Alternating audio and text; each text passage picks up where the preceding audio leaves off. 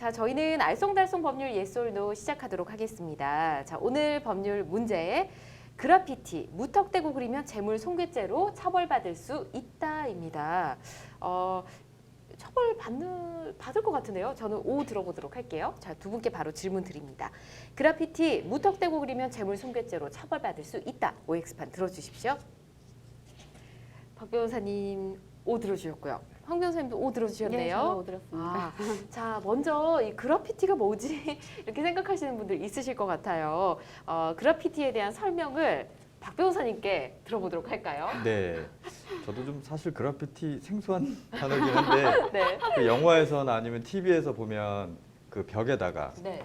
유성 페인트로 스프레이 페인트로 이렇게 그림을 이게 그리는 칙 하면서 예, 그리는. 그걸 의미하는 더라고요. 예. 저도 이번에 알았습니다. 그래서 그래피티라고 하는 건 통상 스프레이나 어떤 페인트 등을 이용해서 벽 등에 그림을 그리거나 글자를 새기는 것을 의미한다고 합니다. 네. 그래서 벽에 그리는 그림을 보통 이른바 거리의 예술이라고도 한다고 하네요. 그렇죠. 네. 네. 거리의 예술이라고도 한다. 네. 황 변호사님한테 여쭤볼 걸 그랬네요. 자, 벽면이나 아파트 단지에서 아마 이런 그래피티 보신 분들 많으실 겁니다. 자칫 이게 허름하거나 좀 밋밋해 보일 수 있는 벽면을 그림으로 글자 이렇게 예쁘게 꾸며 놓으면 더 멋있게 보이기도 한데요. 근데 뭐 아무 때나 이렇게 그래피티를 하면 또 안 된다고 하더라고요. 그렇죠. 네. 실제로 대중화된 그래피티가라고 할지라도 예. 허용되지 않은 공간에 그리는 것은 충분히 문제가 될 수 있을 것 같습니다. 실제로 몇 년 전에 서울 시내 약 20곳에 해당하는 곳에 지하철역 승강장 벽면 등에서 잇따라서 유성 매직으로 그려진 그래피티가 발견된 적도 있었는데요. 네. 당시 서울 지하철 측에서는 서울메트로와 도시철도공사 측에서는 공공환경을 위해서 일일이 그것을 제거하는 수고를 들였었어야 했고요. 뭐 그로 인한 비용도 상당했겠죠. 네. 결국은 서울메트로는 담당 경찰서에 공공시설물 훼손 등의 혐의로 신고까지 들어갔었습니다. 아, 그랬군요. 자, 허가 없이 공공장소에 뭐 예술이다, 아트다 이런 이름으로 그래피티를 그리게 되면 뭐 당연히 처벌을 받게 되지 않을까 싶은데 어떤 처벌 받을까요? 예, 당연히 처벌받는 건 당연한 거고요. 예. 죄명을 얘기하면 재물손괴죄입니다. 재물 예. 손괴죄요. 지하철이나 어떤 공공장소에 뭐 낙서하거나 아니면 네. 그림을 그리는 행위가 평소에 뭐 가볍게 생각하실 수도 있는데 이거는 명백히 재물손괴죄에 해당됩니다. 형법상 재물손괴죄에 해당되면 예. 3년 이하의 징역 700만 원 이하의 벌금에 채워질 수 있습니다. 네.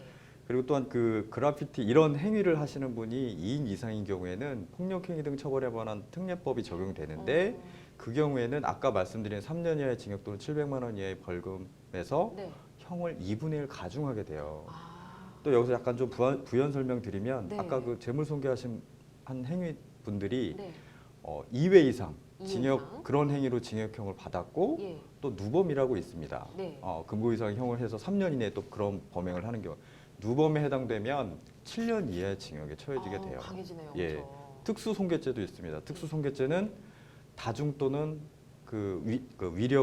위험한 물건을 소지해서 손괴한 경우 예. 이 경우에는 5년 이하의 징역 1,000만 원 이하의 벌금에 처하도록 돼 있어요. 그러니까 점점 단순한 손괴행위라고 하더라도 네. 여러 가지 유형에 따라서 처벌 수위가 달라진다는 걸 유념하셔야 될 것 같습니다. 그렇군요. 네. 알겠습니다.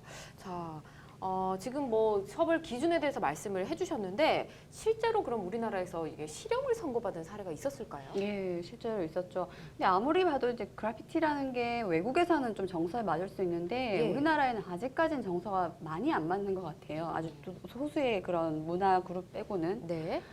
그러다 보니까 외국에 있던 그 영국인 형제 두 사람이 그러니까 우리나라의 지하철 차고지에 잠입을 해서 스프레이로 막 그래피티를 그린 사례가 있었습니다. 예. 2017년도에 발생했던 사례인데요. 예. 물론 이 사람들도 처벌을 받아야겠죠. 외국인이지만 이 영국인 형제가 결국은 기소가 되었고요. 예. 결과적으로는 항소심에서 최종 징역 4월에 실형을 선고받은 사례가 있었습니다. 따라서 단순 재물 손괴를 하더라도 이 정도 네. 급이 되면 실형이 선고받을 수가 있고요. 당시 재판부가 설시한 바에 따르면 이렇습니다.